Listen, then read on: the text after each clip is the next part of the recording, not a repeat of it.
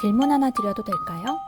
아이한테 영어 학원을 몇 년씩 보냈는데 막상 외국인 앞에 세우면 입을 꾹 다무는 거 혹시 경험해 보셨어요? 저도 그랬어요. 근데 저는 아이가 아니라 제 이야기입니다. 저는 어릴 때부터 영어를 정말 좋아했거든요. 혼자 집에서 영어 백과사전 보고 팝송 듣고 따라하는 게 취미였어요. 친구들이 저보고 외국 살다 왔냐고 물어볼 정도였거든요. 그러니까 당연히 생각했죠. 나는 영어를 좀 하는 사람이다. 미국 가면 술술 통하겠지. 근데요, 미국에 갔더니 제 영어가 아무 쓸모가 없었어요. 토익 준비, 문법, 공부, 발음 연습까지 다 했는데 저보다 영어를 훨씬 못하는 다른 나라 친구들이 저보다 훨씬 빠르게 외국인 친구들이랑 친해지더라고요. 그 차이가 뭔지 오늘 말씀드릴게요. 그리고 그게 우리 아이 영어 교육이랑 어떻게 연결되는지도요. 10분만 집중해 주세요. 이 영상을 보시고 나면 영어 학원에 보내는 돈이 아깝다고 생각이 드실 수도 있어요. 그리고 마지막에 제가 왜 말레이시아를 선택했는지도 말씀드릴 건데요. 이 영상을 다 보시면 그 이유가 너무 당연하게 느껴지실 거예요. 2003년에 대학교 때 처음 미국에 갔어요. 워크앤트래블이라는 프로그램인데 대학생들이 하는 워킹홀리데이 비슷한 거거든요. 비행기도 그때 처음 타봤어요. 설레이고 긴장되고 드디어 영어를 써볼 수 있다는 기대감도 있었죠. 영어 좀 한다는 사람이 미국에 가면 얼마나 잘 통하나 보자 이런 마음으로 갔던 것 같아요. 근데 도착하자마자 황당한 일이 생겼어요. 미국 사람들이 저한테 막 한국말로 인사를 하는 거예요. 안녕하세요 이러면서요. 미국 사람들이 자기들이 한국말을 잘한다고 하더라고요. 처음엔 신기했어요. 미국에 한국어 하는 사람이 왜 이렇게 많지? 근데요, 그 다음 말을 기다리니까 그게 할 줄 아는 말에 다래요. 할 줄 아는 한국어가 안녕하세요 딱 하나. 근데 나 한국어 잘해 이러는 거예요. 당당하게.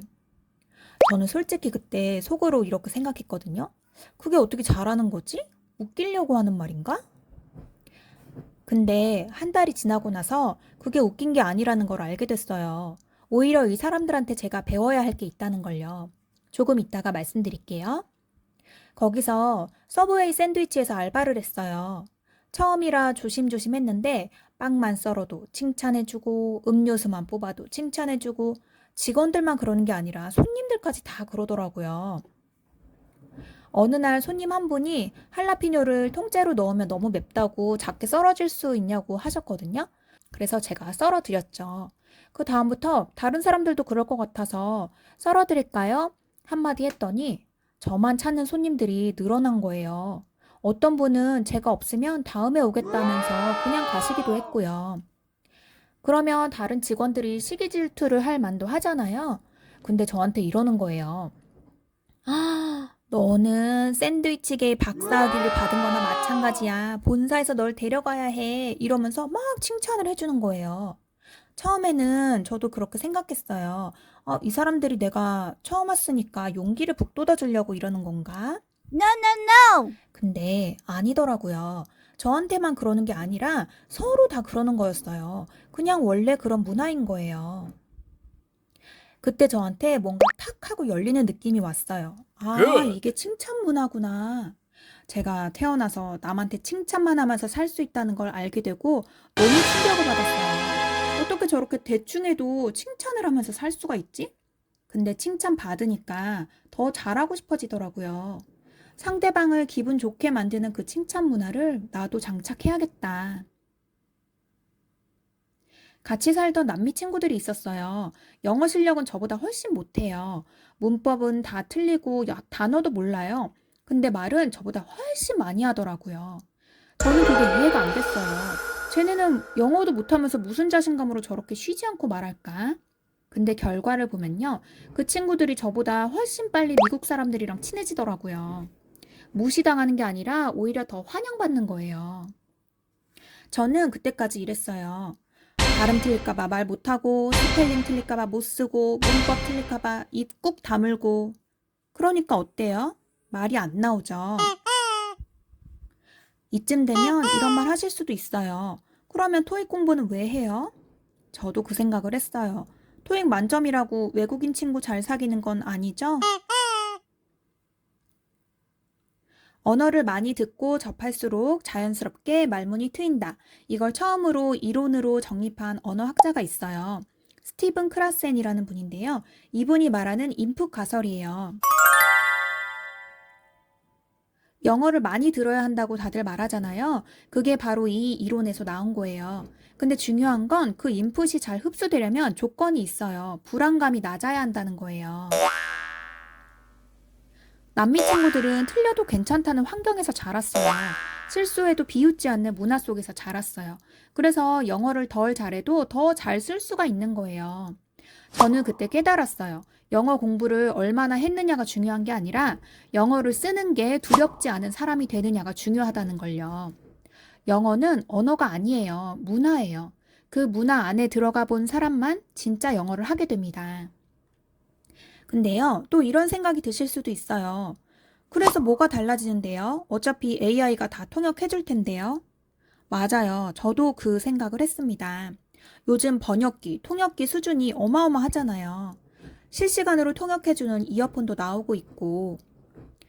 그러면 우리 아이들이 살아갈 미래에는 영어 공부를 그렇게 열심히 시킬 필요가 없는 거 아닐까요? 저는 이 질문이 오히려 정확하다고 생각해요. 근데 여기서 진짜 무서운 질문은 따로 있어요. AI가 언어를 다 대신해 줄 수 있다면 그 세상에서 살아남는 직업은 어떤 직업일까요? 사람과 사람이 직접 대화로 풀어내야 하는 일. 영업, 외교, 협상, 교육, 의료, 상담, 리더십. 이런 직업들은 미래에도 살아남을 수 있다고 생각해요. 왜냐하면 사람의 마음을 얻는 건 AI가 대신해 줄 수 없거든요. 그럼 이제 질문이 바뀌어야 해요. 영어를 얼마나 잘하느냐가 아니라 외국인 친구들과 어울릴 수 있는가? 그들의 마음을 얻을 수 있는가? 이게 진짜 질문이에요. AI 통역기가 아무리 완벽해도 같이 뛰어놀아본 친구가 있는 것과 없는 것은 달라요. 같이 프로젝트를 해봤는지 안 해봤는지는 달라요. 함께 실패하고 다시 해봤는지 아닌지는 다릅니다. 그 경험이 쌓인 사람이 글로벌 무대에서 살아남아요.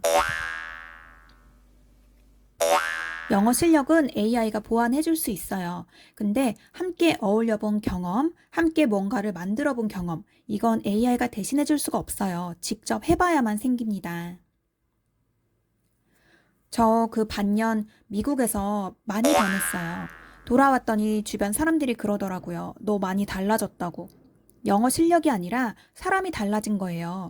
그때부터 제가 뭔가를 해보려고 할 때 주변에서 그거 No. 해서 되겠어? 너는 아직 준비가 안 됐어. 부족해.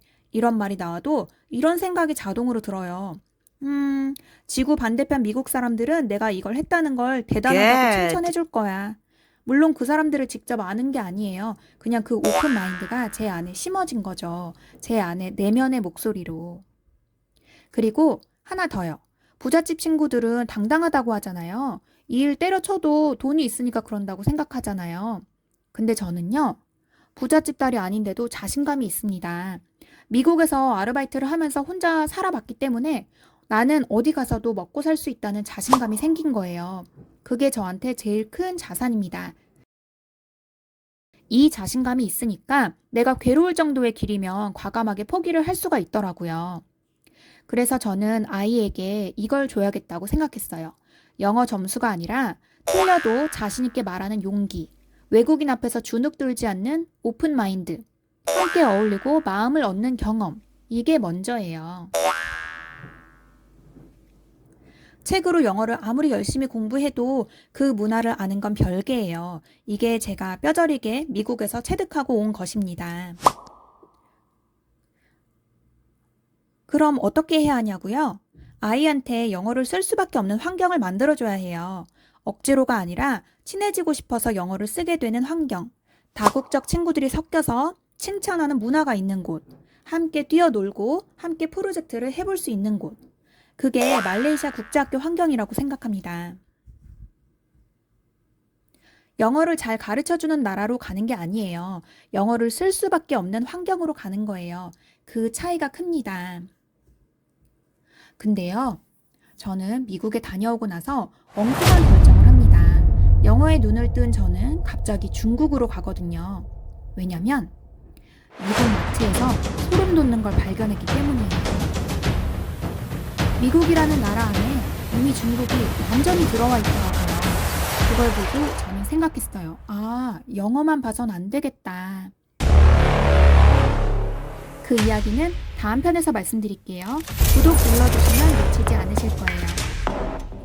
말레이시아 국제학교 준비 막막하신 분들 지금 아래 네이버 카페 링크에 들어오시면 제가 직접 발로 뛰면서 알아낸 정보들을 먼저 받아보실 수 있습니다. 저도 여러분과 같은 엄마예요. 내 아이한테 좋은 환경을 만들어주고 싶은 마음입니다. 그 여정을 여기서 함께 나눠요. 오늘 영상이 도움이 됐다면 구독, 좋아요 눌러주시고요. 다음 편도 꼭 봐주세요. 감사합니다.